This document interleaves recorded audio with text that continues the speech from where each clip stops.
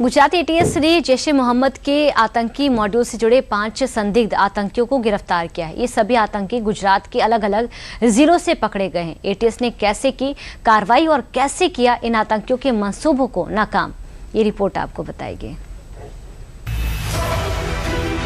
1, 2, 3, 4, 5 screen पर दिख रहे ये 5 वो चेहरे हैं जो देश को दहलाने की नापाक साजिशें रचने के आरोप में गुजरात के अलग अलग जिलों से गिरफ्तार हुए हैं।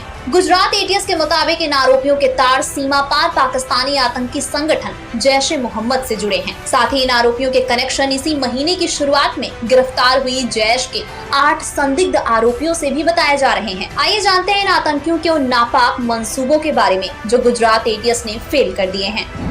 गुजरात एटीएस ने जैश ए मोहम्मद के आतंकी मॉड्यूल से जुड़े 5 संदिग्ध आतंकियों को गिरफ्तार किया।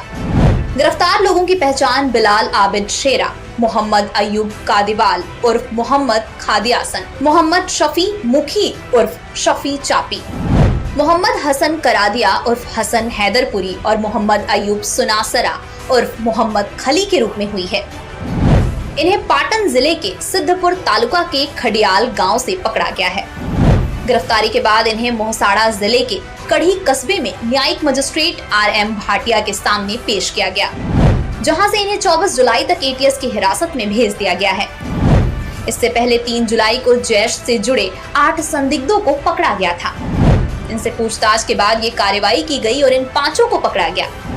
आरोपियों में से एक ने टाइम बम बनाने की भी कोशिश की थी। लगभग 8 आरोपियों को अरेस्ट किया गया था। इन 8 आरोपियों के हमें 14 दिन के रिमांड मिले थे।